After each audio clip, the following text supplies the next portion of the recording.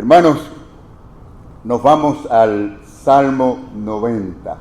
Sería bueno que ustedes anotaran allí algunas de estas cosas, ese salmo maravilloso que vamos a mirar ahora.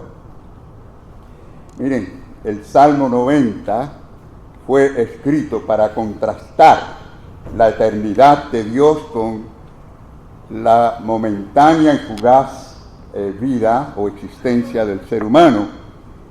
Y de esta manera, pues, crear un sentido de urgencia en nosotros, de volvernos a Dios, de buscar en Dios su guía, su dirección para nuestras vidas. Y saben, cada año que pasa es un testimonio en sí de la brevedad de nuestra vida, pero a la vez de la eternidad de Dios.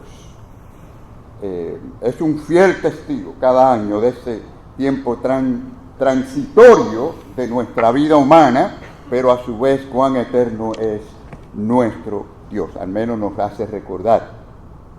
El Salmo, hermanos, está construido en una forma magistralmente poética. Hay en sus líneas un buen gusto por lo bello, por lo pintoresco. Si ustedes notan, y majestuosamente, si ustedes ven, el autor, es decir, Moisés, quien escribió este salmo, emplea algunas metáforas, similitudes, para descubrir o para que nosotros entendamos algo acerca de cuán pequeños somos nosotros ante la grandeza divina de Dios. Nos enseña que lo más importante, amados hermanos, no es cuánto tiempo usted vive, sino cómo usted vive, la calidad de ese tiempo. Nos hace pensar en la eternidad, confrontándonos realmente con la durabilidad de la vida, declarando que lo más importante no es cuánto, sino es la forma en que nosotros empleamos el tiempo. Así que la evaluación final de la vida se hace cuando nos enfrentamos en realidad a ese momento final de que llamamos la muerte, y es allí donde nuestras últimas palabras podrán decir cómo fue que nosotros hicimos o vivimos. Quiero darles algunos ejemplos de estas últimas palabras de algunos personajes históricos. Por ejemplo, el filósofo y afanado satírico francés Voltaire. De él dijo su enfermera: por todo el oro de Europa no quisiera presenciar otra vez la muerte de un incrédulo. Clamó toda la noche pidiendo perdón.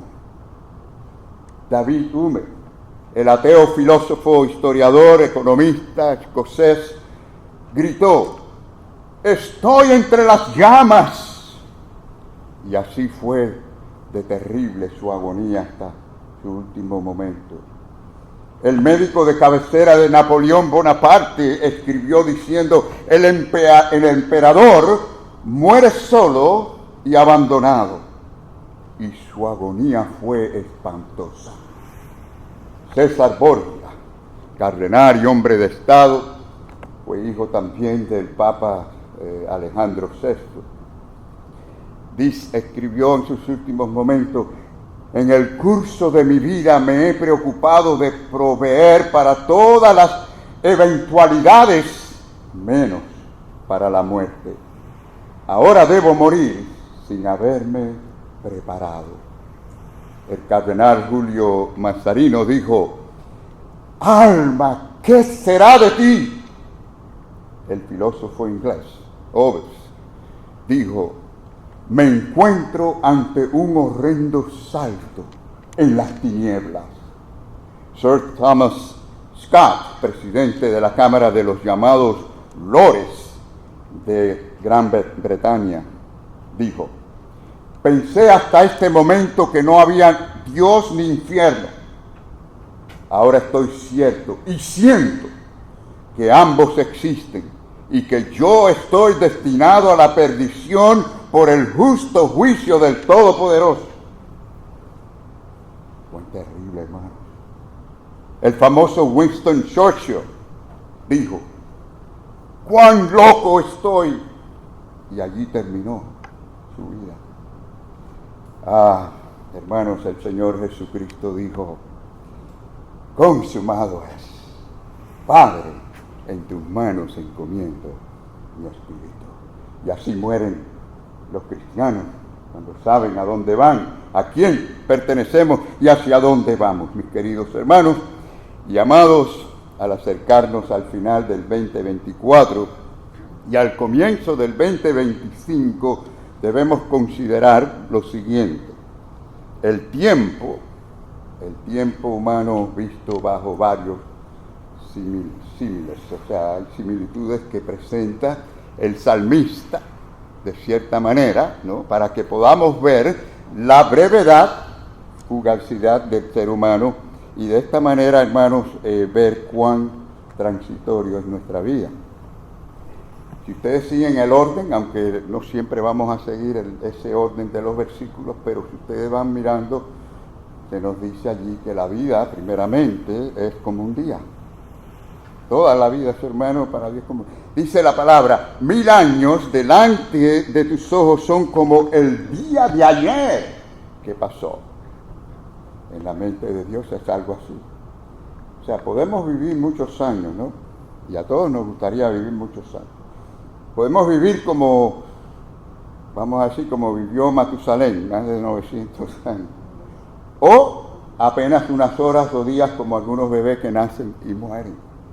Y es que nosotros, hermanos, medimos la vida por el espacio que va desde que nacemos hasta que morimos. Pero para Dios no existe esa medición. Sencillamente dice la palabra que un día es como 1000 años. Y 1000 años como un día, según también el apóstol Pedro, en su segunda carta, capítulo 3.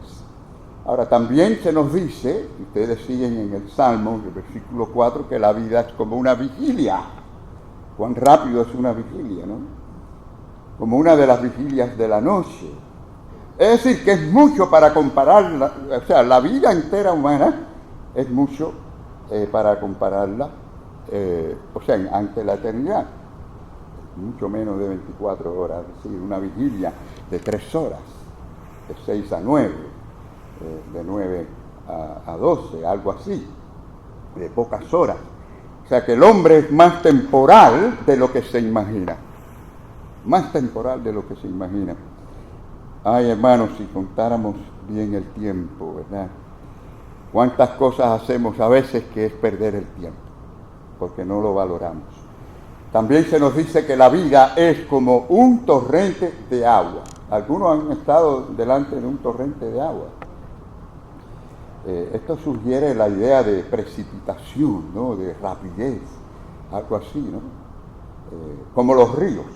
Los ríos, las aguas de los ríos corren y van a morir al mar, ¿no? Si ustedes analizan, hermanos, el agua del río que usted está viendo allí delante no es siempre la misma, porque esa agua corre y va hacia el mar.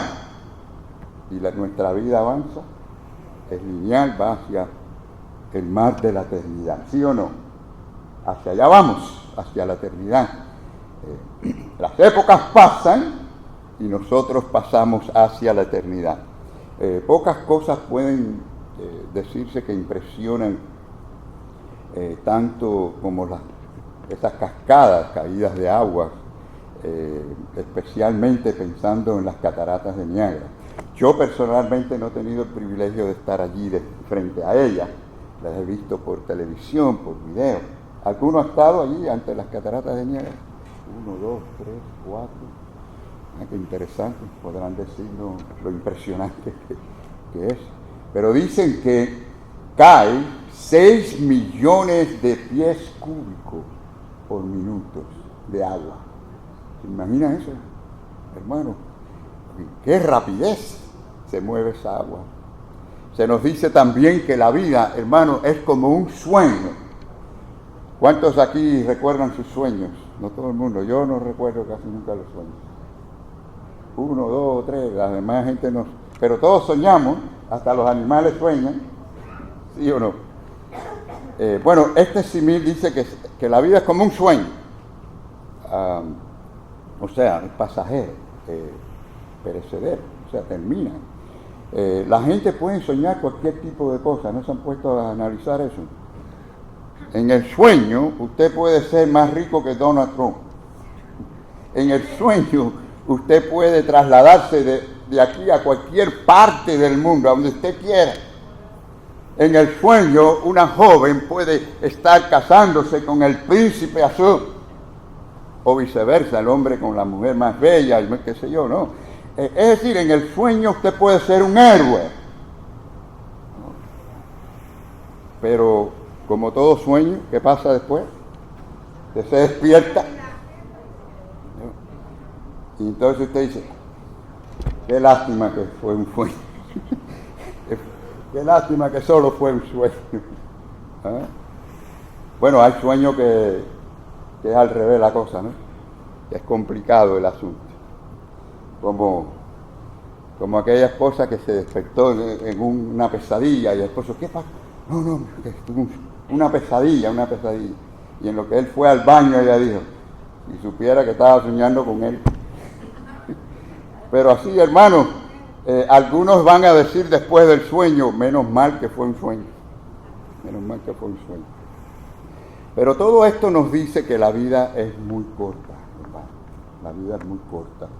Y de allí la importancia de aprovechar el tiempo. La vida es como la hierba del campo, también se nos dice. Nos dice la palabra, como la hierba que crece en la mañana.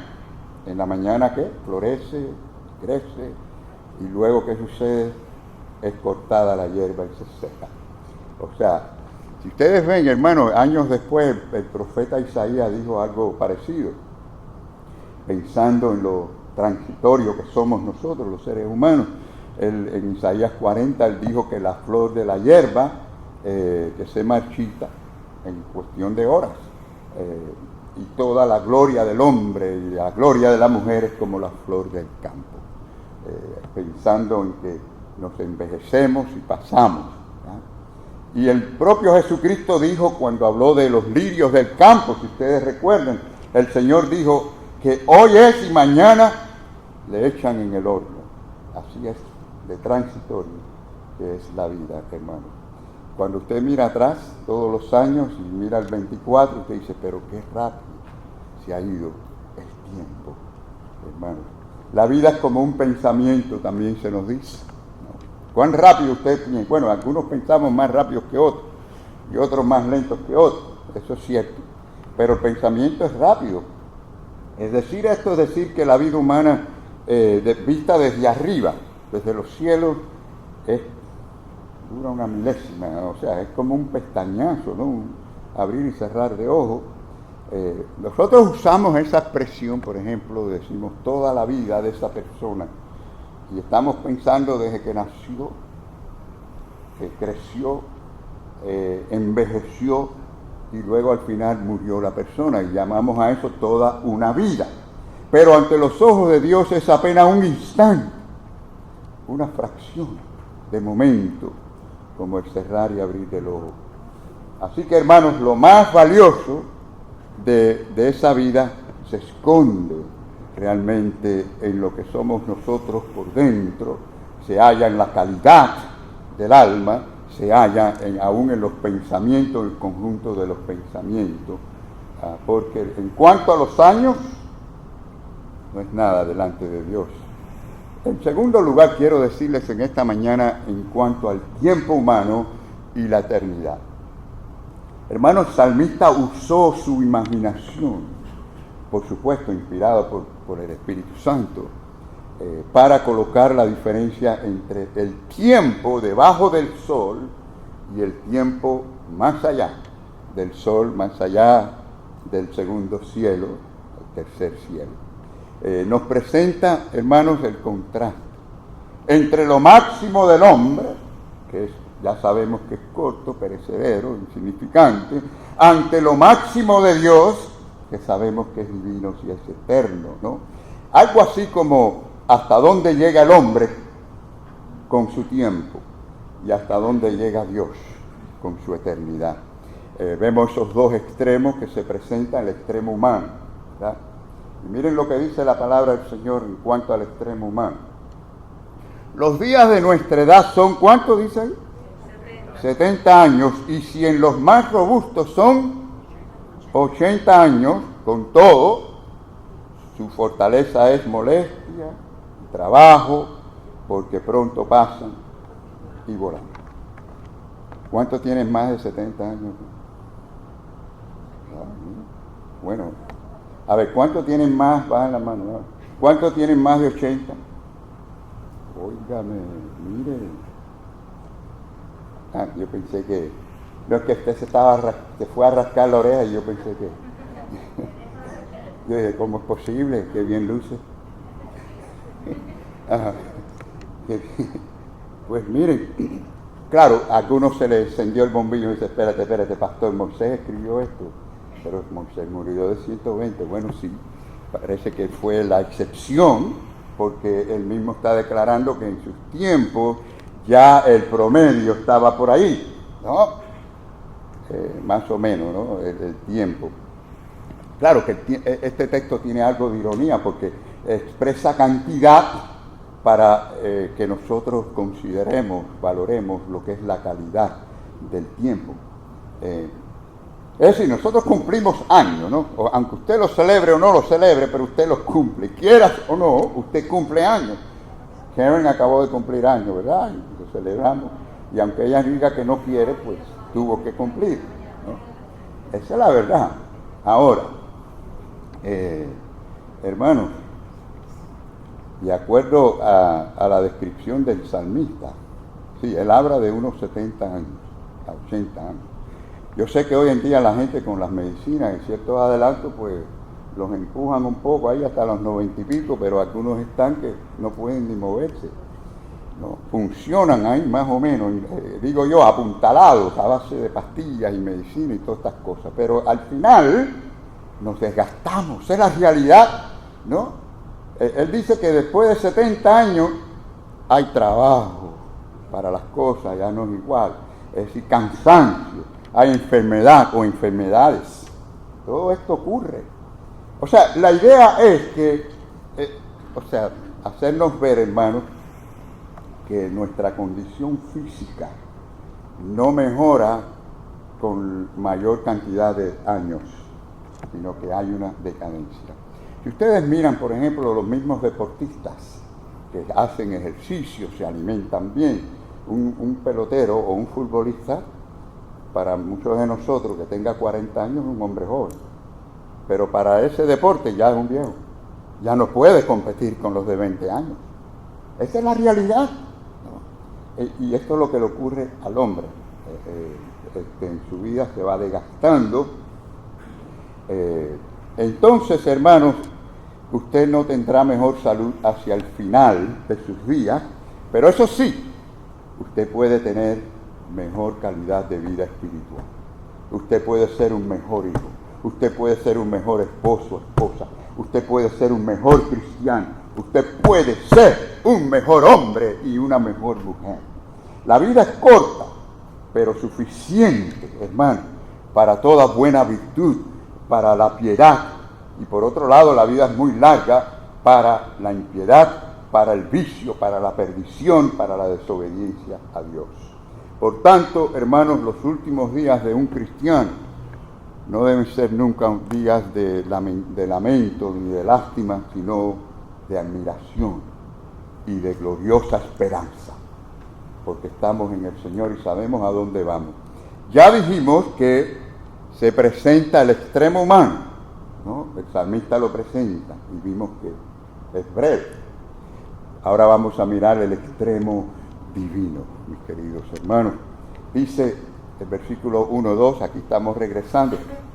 Dice, tú nos has sido refugio de generación en generación. Desde el siglo hasta el siglo, tú eres Dios. ¿Desde cuándo existe Dios? ¿Desde cuándo? Bueno, aquí lo que dice, de generación en generación, desde el siglo hasta el siglo, es decir, no tiene límite. No importa cuántos siglos, no importa cuántas generaciones, no importa cuánto tiempo, Dios seguirá siendo siempre Dios. El hombre solo es hijo del tiempo. Nosotros estamos limitados, controlados por el tiempo, mientras Dios se mueve libremente en la eternidad y hacia la eternidad. Y esto da testimonio de cuán libre es Dios. Cuán libre es Dios. Nosotros tenemos cierta libertad en Cristo, la verdad nos hace libres, pero el único ser completamente libre es Dios. Por ejemplo, nosotros estamos regidos por las leyes del cosmos, por las leyes del tiempo, de la naturaleza. No somos tan libres como nos creemos a veces. Esa es la realidad.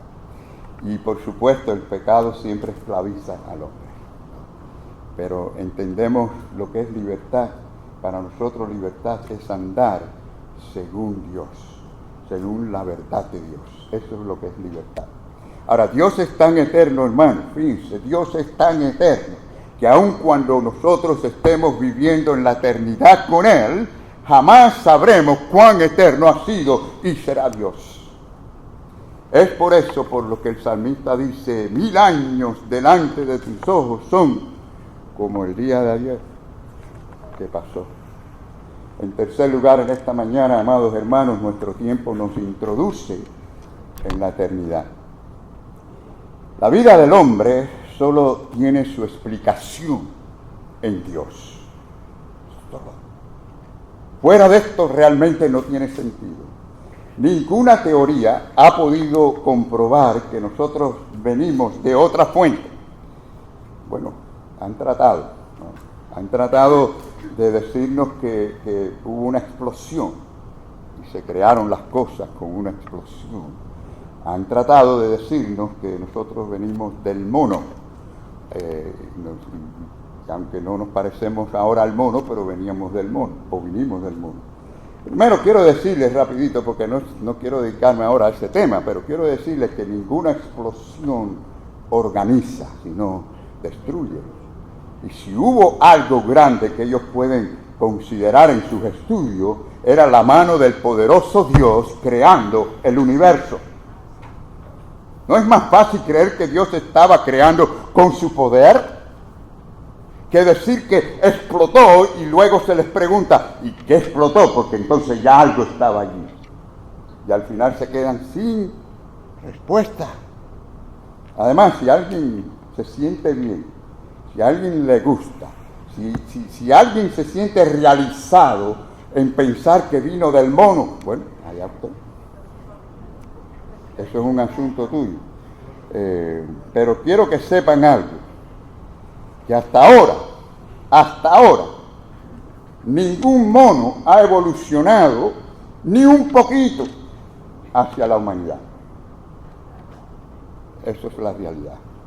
Ahora, este salmo explícitamente, implícitamente y también explícitamente en el versículo 2 nos dice que Dios es creador, es nuestro creador.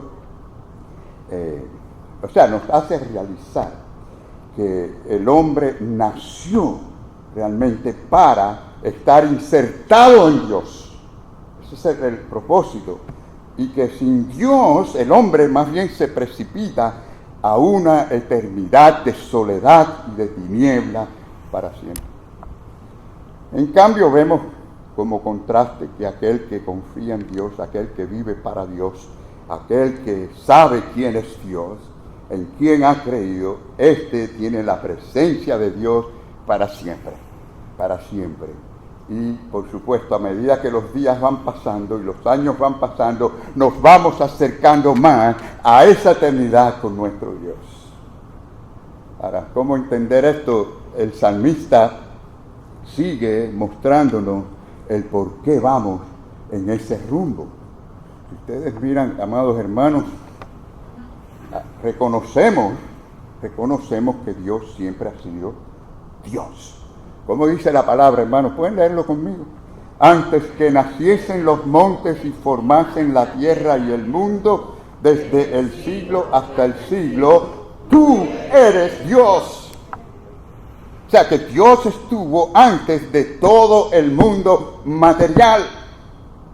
Cuando ni el tiempo era tiempo, Dios era Dios. y era el Dios eterno.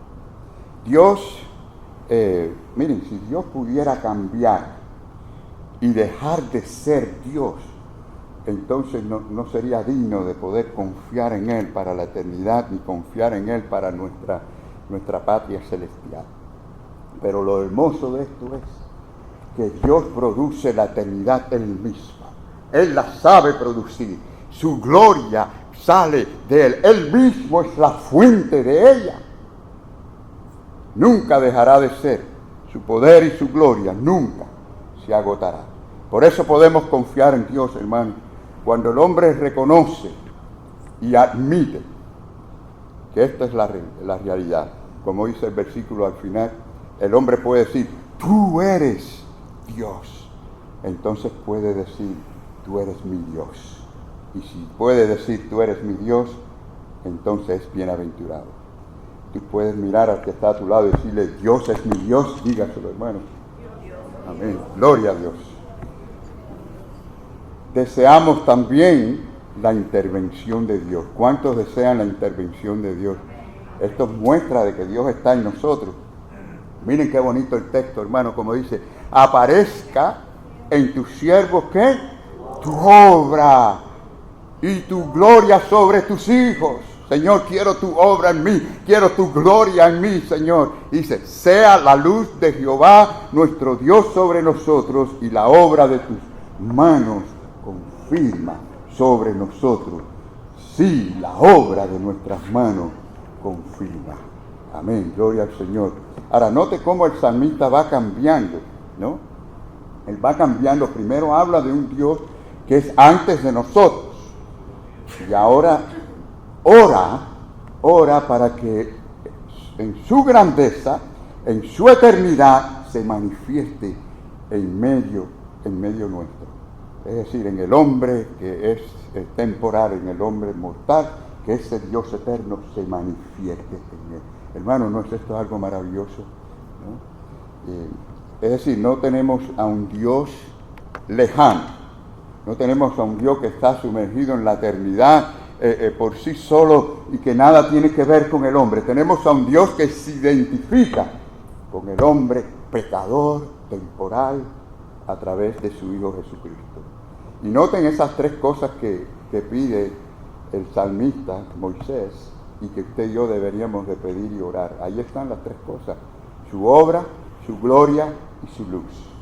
Deberíamos de pedir que eso se manifieste en nosotros. A Dios le agrada que nosotros queramos que su gloria sea vista a través de nosotros. Así oraba Jesús, para que la gloria del Padre fuera manifestado en Él, y podemos orar de esta manera. Hermanos, ¿no es eso lo que más necesitamos? Nosotros necesitamos más que cualquier otra intervención, sea política, sea de los hombres, lo que fuera. Necesitamos la intervención de la gracia, la misericordia de Dios. Necesitamos, hermanos, esto más que la del hombre, o sea, la intervención divina. Buscamos también la plenitud de Dios. Dice la palabra en el versículo 13 del Salmo, dice, vuélvete, oh Jehová, ¿hasta cuándo? Y aplácate para con tus siervos, de mañana sácialos. ¿De qué? De tu misericordia. O sea, el texto no quiere decir de que Dios es quien se aleja del hombre, sino que es el hombre que se aleja de Dios y es el hombre quien debe pedir misericordia a Dios. El hombre es el que debe buscar la gracia y la misericordia de Dios. O sea, es decir, que Dios se haga realidad en la vida. Eso es una buena oración que debemos estar pidiendo. Dios, hazte real en mi vida. Dame oportunidades para manifestar tu gloria, tu poder, tu grandeza, Señor. Y también, claro, la misericordia del Señor. En otras palabras, que Él nos sacie con su persona, con su influencia, que Él nos sacie con su poder, con su plenitud, que nos cubra toda esa área de nuestra alma que pueda estar vacía. Y hermanos, aceptamos también la justicia de Dios. Dice la palabra, todos nuestros días declinan a causa de ¿qué? De tu ira. También en los versículos 7 y 10, cuando habla de la ira de Dios, está hablando también de la justicia de Dios. Y todo esto no es más que una expresión de protesta divina por el pecado del hombre. Hermanos, ¿qué sería de nuestra vida si Dios solo descargara su ira sobre nosotros?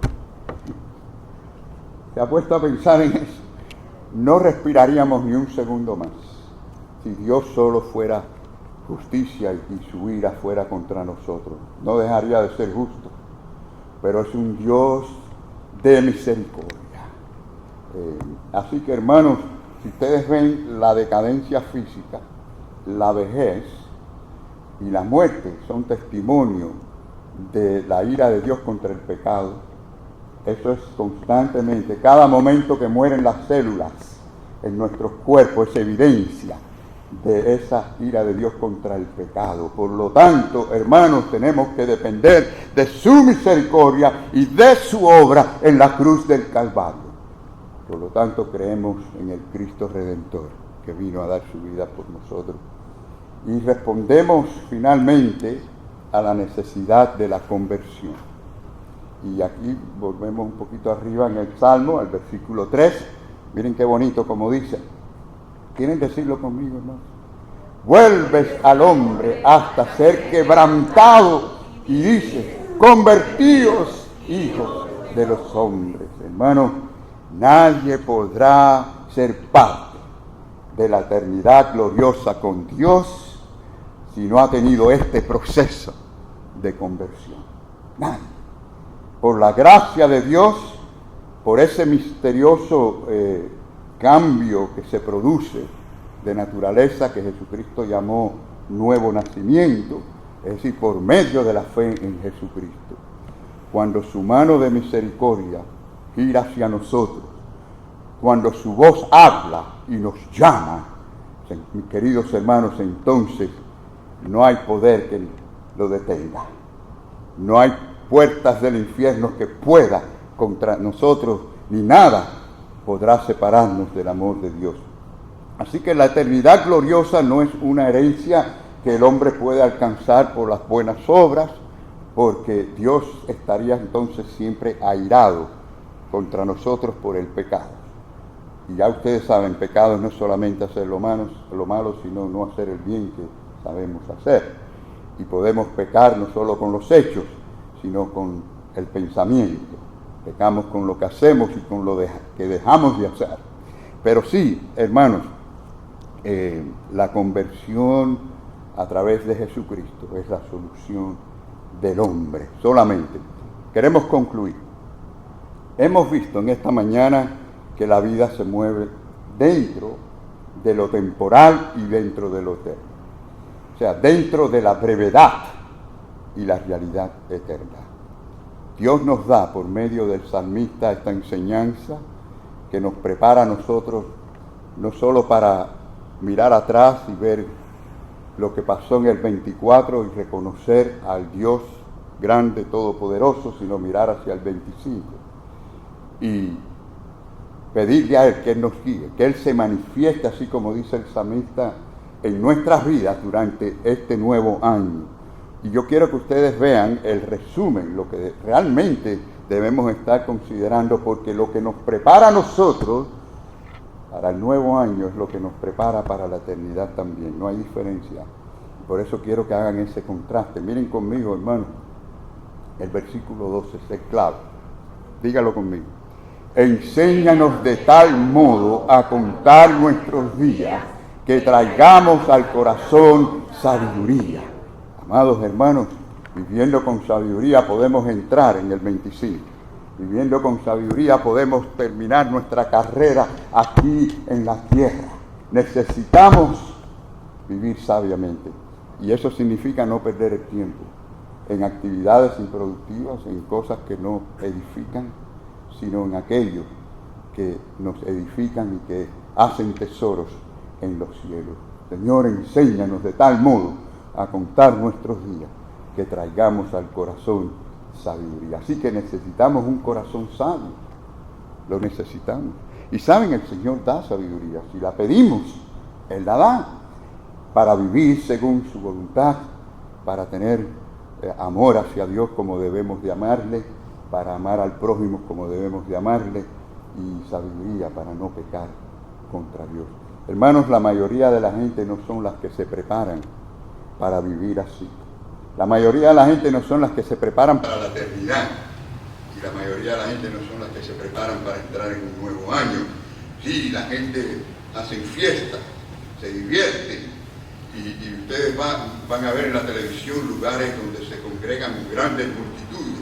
Y todo el mundo se abraza y se besan y la gente se desean toda clase de bendición. Pero no buscan a Dios. Todo fuera de reconocer que Dios es Dios y debe ser Dios en nuestra vida. Así que, hermanos, prepárase para la eternidad y ya estás preparado para el 25. Amigo, si no has venido a Cristo, te invito a que vengas ahora, que no lo dejes para luego. Reconoce que eres pecador, que necesitas su gracia, su misericordia. Ven ante la cruz de Cristo, donde derramó su sangre preciosa para perdonar nuestros pecados.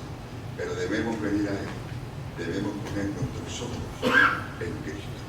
Pon tus ojos en Cristo, que el Señor te bendiga.